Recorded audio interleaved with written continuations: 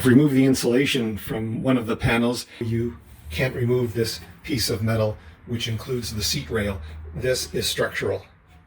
So for this upper portion, I can have insulation sprayed into a depth of perhaps 2.5 or 3 inches. It will be shallower here, but still non-zero, and it's comforting to think that there might be some sprayed-in insulation behind it. My power screwdriver successfully removes the vast majority of screws from these panels, but on this panel there are several where the heads just got buggered, and I'll just have to use the grinder to grind a slot in them and use a slot head screwdriver to remove them.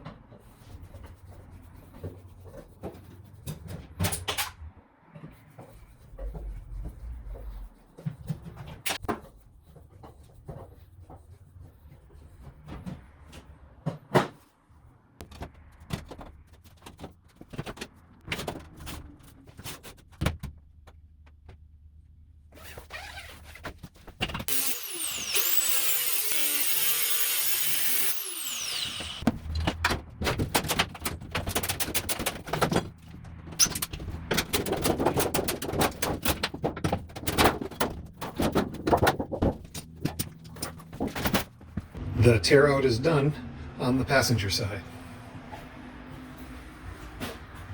Well, it's finally happened that I've pulled some of the insulation out and it's felt a little bit damp, which suggests a leak, of course. And so I've written the word leak down here in a place where it will ultimately be covered up, but to remind me that I'm going to have to do some resealing around this window, I imagine. The metal panels below the windows and insulation are fully removed on the passenger side of the bus, and a little more than halfway done on the driver's side of the bus. It turns out that removing the insulation concealed behind this lower panel probably adds 50% again to the time it takes to do this job. It really is a challenge. The two tools that are making most of the difference in removing the polyester insulation that's sandwiched between these two metal surfaces is a thin piece of sheet metal that you can slide in to break the adhesive grip on the insulation, and some long handled pliers so you can reach down in, grab, and pull. Something that I think is underreported in all the schoolie conversion videos I've seen is just how filthy these buses are when you buy them. But that's not why I'm showing you this. Where the wall meets the floor, and we're at the front of the bus, there's this additional metal piece here that seems to run the length of the bus. Some time ago, I asked the dealership to remove the lines that ran back to the interior heater and cap them, and they did it behind the driver's seat here. I've noticed that in the process they removed a length of that metal strip that I'm seeing on the other side. They've removed it all the way back to the driver's side wheel well. You can see that it reappears behind the wheel well and runs to the back of the bus. So I think on balance that's something that I'm going to be removing. Well, this will slow things up. Yesterday, the EcoFlow battery bank stood at about 65% charged. I left it in the bus overnight. It's now at 0. So I think I'm going to spark up the generator.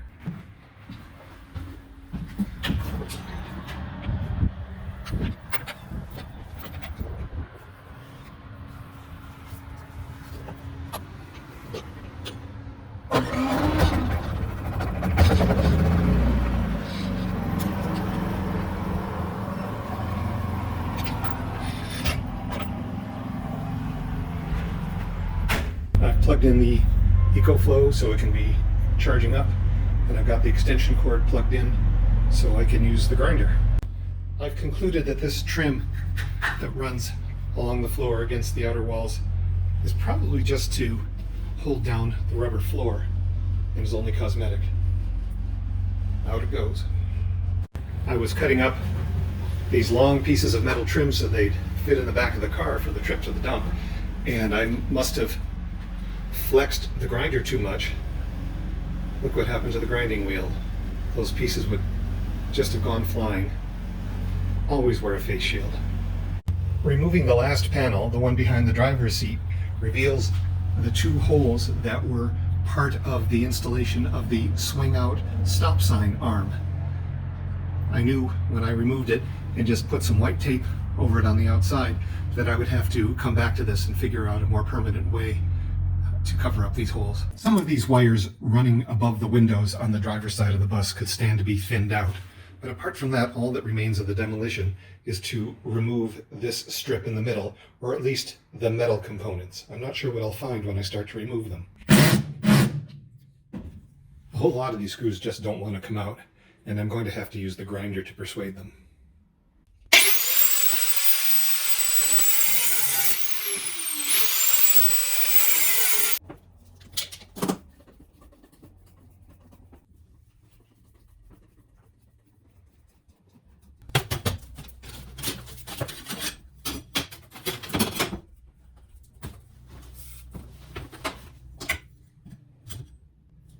So this rubber is distinct from the rubber on either side. There's a clear seam here, and it seems like the purpose of the metal strip is just to keep the seam bolted down. I'm going to be putting insulation on top of this, probably XPS insulation, and I don't think I need the metal for that purpose, and I also don't think I need to take up any of the rubber for that purpose. I just think I'll probably be filling these holes somehow.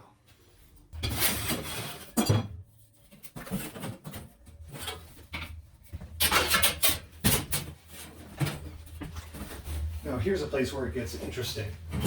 You can see a different pattern in this rectangle from what's on either side of it. Just underneath here is the fuel tank for the bus. The fuel line from the engine compartment back to the tank is just under here. The sensor that tells you how full the tank is accessible under this plate. But whatever you do, you don't want to cover this up, because one day you may need access to it for maintenance purposes, which is going to be a bit of a challenge cosmetically when the final layer of flooring goes down, because I'm going to have to frame in an access panel in a way that isn't too ugly. A few days ago, on a trial basis, I applied some of this aluminum foil backed butyl rubber tape to cover some of the holes left when I removed the seats. It's done well. The pieces have remained stuck in place. The corners haven't curled up. They've survived foot traffic, even though they won't need to in practice because I'm going to be putting insulation down.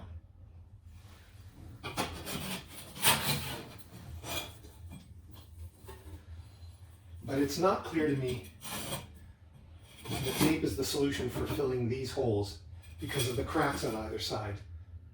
I may have to look to a product that I can squeeze into the hole through a caulking gun.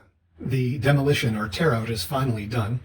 If I can be forgiven for omitting from that tally the need to remove 2 ceiling emergency exits and the need to patch the resulting hole, or at least downsize it to a standard 14-inch square where I might drop in an air conditioner or a fan.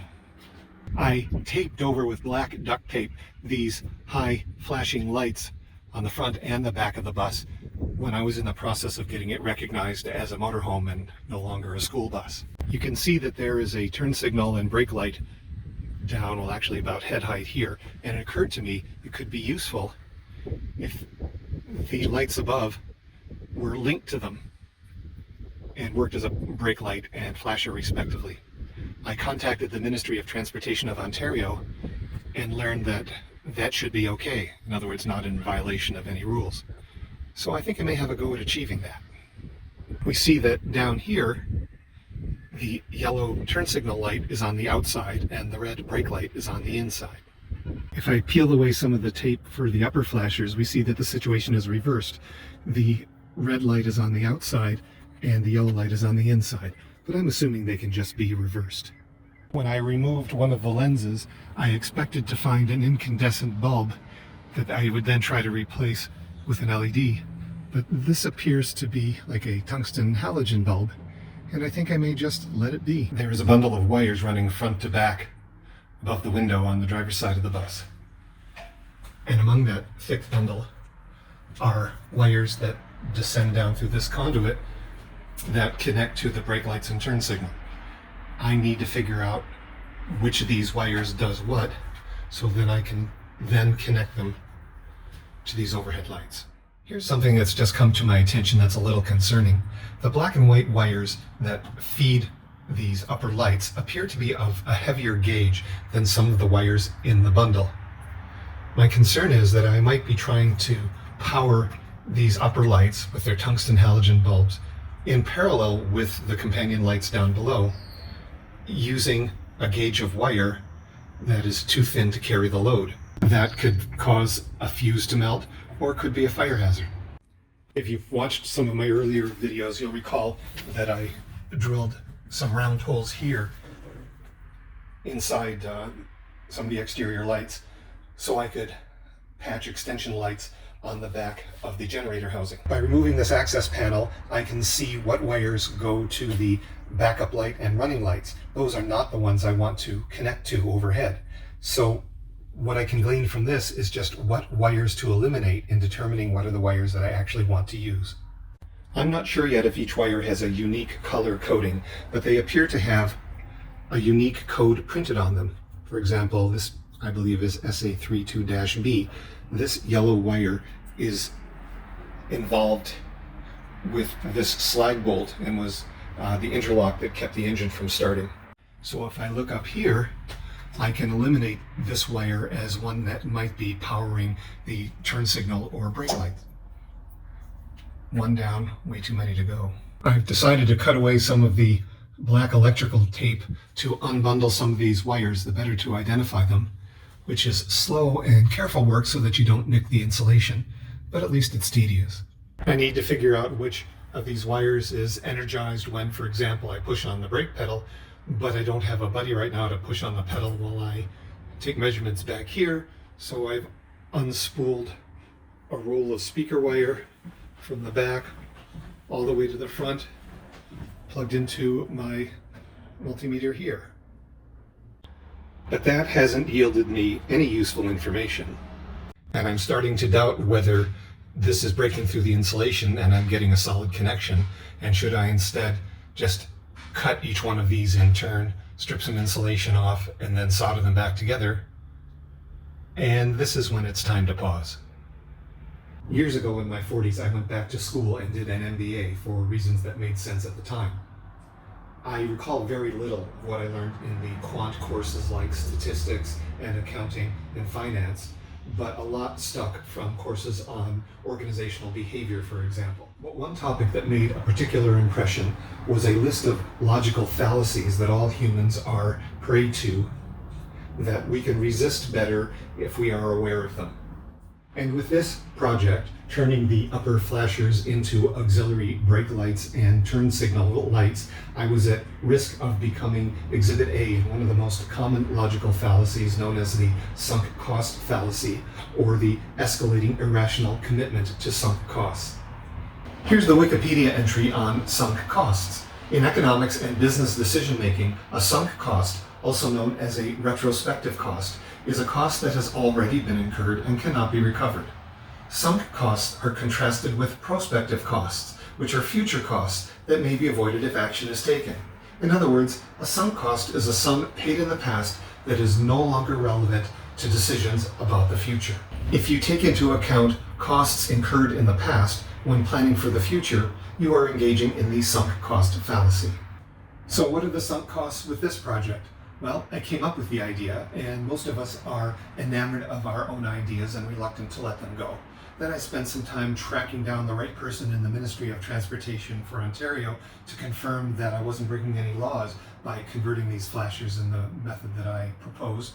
Then I took all 4 lenses down, brought them in the bus, tore off the black tape, and used paint thinner to get the glue residue off the lenses and then reinstall them. And I've spent a non-trivial amount of time and counting trying to figure out which wire goes where. Unsurprisingly, the more effort I put in the project, the more reluctant I was to abandon it.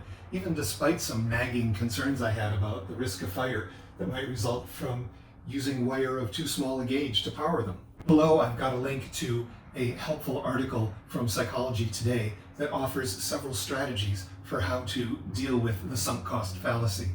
In my case, it helped to get some distance on the problem by sleeping on it overnight. On reflection, I realized that at the time I made the decision to engage in this project, I didn't have available to me all the information I do now, both about the effort involved and the potential risk.